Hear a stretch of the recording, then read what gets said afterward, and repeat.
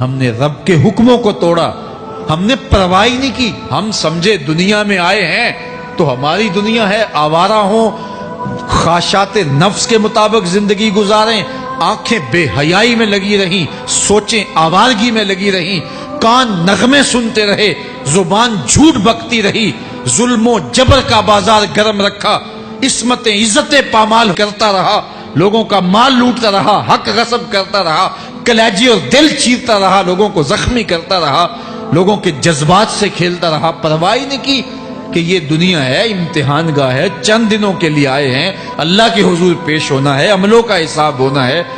اب جب وہ دیکھیں گے کہ ہمارے ساتھ کیا ہونے والا ہے تو ان کے چہرے پہلے بگڑ جائیں گے۔ کیوں؟ وہ گمان کریں گے کہ ان کی ریڑھ کی ہڈی توڑ دی جائے گی، ایسے عذاب آئیں گے جس طرح کسی کی ریڑھ کی ہڈی ٹوٹ جائے تو اس کا چہرہ شگفتہ گلاب تو نہیں ہوتا، اس کا چہرہ نہیں ہوتا، اس کا چہرہ جو ہے وہ تو کس قدر مرجھایا ہوا ہوتا ہے۔ تو اللہ ارشاد فرماتا ہے اس طرح ان کے چہرے ہوں گے۔ ابھی عذاب آیا نہیں ہے لیکن چہرے پہلے اترے ہوئے ہوں گے، اور جب عذاب کی بھٹی میں ڈالے جائیں گے، اللہ اکبر، اور وہ سخت عذاب، حضور نے جبریل امین سے پوچھا مجھے جہنم کے عذابوں کا ذکر سناؤ۔ عرض کی حضور سب سے ہلکے عذاب کی کہانی سناتا ہوں، اور وہ یہ کہ جہنمی کے پاؤں میں آگ کا جوتا رکھا جائے گا، باقی پورا بدن اس کا سلامت ہوگا۔ یہ سب سے ہلکے عذاب کی کیفیت ہے۔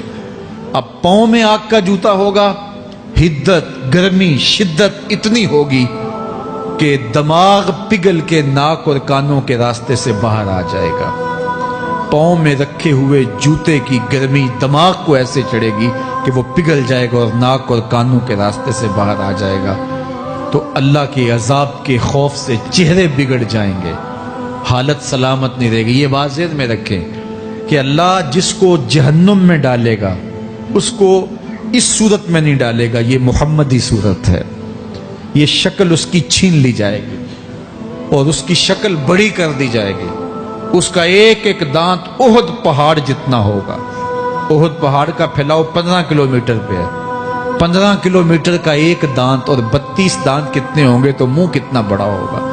اس کو اتنا بڑا اس لیے کیا جائے گا تاکہ وہ عذاب کی تکلیف زیادہ سہے۔ 70 گز موٹی کھال ہوگی، اور کھال جل جائے گی تو اللہ قرآن میں فرماتا ہے ہم نئی کھال دے دیں گے تاکہ عذاب کی تکلیف اس کو گوارا کرنی پڑے۔ پھر چیخے گا، چلائے گا، ہائے مجھے پانی دو، پانی دو، پیاس کی شدت ہے۔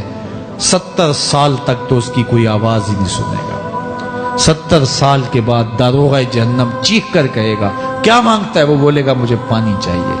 کہا جائے گا تو بے بھی ملتا ہے پانی۔ پھر داروغہ جہنم اسے پانی دے گا، کوکا کولا کی بوتل دے گا یا پیپسی تھما دے گا یا منرل واٹر کی بوتل دے گا؟ نہیں، قرآن بتاتا ہے اسے مائے حمیم دیا جائے گا، کھولتا ہوا پانی، اور وہ اتنا گرم ہوگا جب پینے کے لیے چہرے کے قریب کرے گا اس سے اٹھتی ہوئی بھاپ کی وجہ سے چہرے کی کھال ادڑ کے اس کے اندر گر پڑے گی، لیکن اس کے باوجود اس کو پینا پڑے گا۔ اللہ فرماتا ہے یہ دنیا ہی سب کچھ نہیں ہے، سمجھ لیا یہی سب کچھ ہے، آخرت کو بھول گئے، صبح اٹھے کام پہ چلے گئے، شام آئے آوارگی میں چلے گئے، صدائیں آتی رہی حی علی الصلاح حی علی الفلاح، کوئی پرواہ نہیں کی، نہ پیشانیوں نے سجدے کیے، نہ سوچوں میں پاکیزگی آئی، زندگی یوں گزار کے چلے گئے۔ ایسے نہیں، کہا ایک وہ ہوں گے جن کے چہرے شگفتہ گلاب ہوں گے، ایک وہ ہوں گے جن کے چہرے بگڑے ہوئے ہوں گے۔ اللہ اکبر، کلا اذا بلغت التراقی، یہ تو قیامت کا منظر ہے نا، قیامت سے قبل بھی ایک منظر ہے، اللہ اس منظر کو بھی بیان کر رہا ہے، کلا اذا بلغت التراقی، ہاں جب جان گلے کو پہنچ جائے گی۔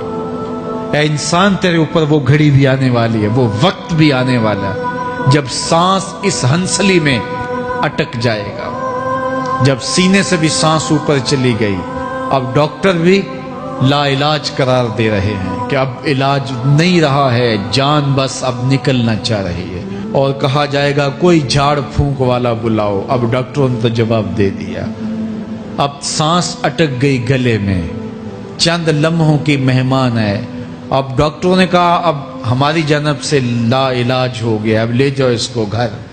یا وینٹیلیٹر پہ ڈال دیتے ہیں اس کو، بس اب ہماری جانب سے کوئی اس کا علاج نہیں ہے۔ اب گھر والے روتے ہیں، کہتے ہیں کوئی جھاڑ پھونک والا لاؤ، کوئی دم والا لاؤ، شاید وہ کوئی دم کرے تو اس کی جان میں جان آ جائے۔ ڈاکٹروں نے تو لا علاج قرار دے دیا۔ وَظَنَّ عَنَّهُ الْفِرَاقُ، اللہ فرماتا ہے یہ تو جھاڑ پھونک والے کو ڈھونڈ رہے ہیں، لیکن جس کی سانس یہاں اٹکی ہے وہ سمجھ گیا ہے اب موت آ گئی ہے، اس کو یقین ہو گیا ہے کہ اب موت کے لمحے آ گئے ہیں، اب میں بچ نہیں پاؤں گا، اب آنکھیں تاڑے لگی ہوئی ہیں۔ وَالْتَفَّتِ السَّاقُ بِالسَّاقِ، پنڈلی پہ پنڈلی چڑھ رہی ہے۔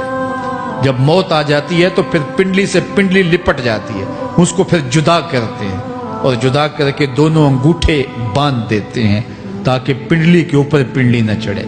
اللہ وہ منظر بیان کرتا ہے، صاحب یہ وقت آنے والا ہے جب دونوں انگوٹھے باندھ دیے جائیں گے، جب ناک میں روئی ٹھونس دی جائے گی، جب چٹے لباس میں کفن دیا جائے گا، جب غسال کے سامنے بے بس پڑے ہوں گے، وہ چاہے یہ بازو اٹھائے چاہے یہ بازو اٹھائے، گرم پانی ڈالے یا سرد پانی ڈالے، جب بس پڑے ہوئے ہوں گے جو ہے وہ غسل دینے والوں کے، اور ناک میں روئی ہوگی اور دونوں انگوٹھے آپس میں بندھے ہوں گے، یہ محل، یہ ماڑی، یہ کوٹھیاں، یہ بنگلے جس کو سویر شام لگ کے حلال حرام کی تمیز کیے بغیر بنایا تھا، غوث اعظم رضی اللہ تعالیٰ عنہ بولے مکان بنا رہا ہے، بسیں گے اور حساب تو جا کے دے گا، اور یہ تو ایک رات بھی تجھے اس گھر کے اندر نہیں رکھیں گے کہ چلو ایک رات مہمان رکھ لیں۔ کہتے ہیں نہیں نہیں، مہمانوں نے بھی جانا ہے تو جلدی کرو، اس کو سپرد کراؤ، وہ تو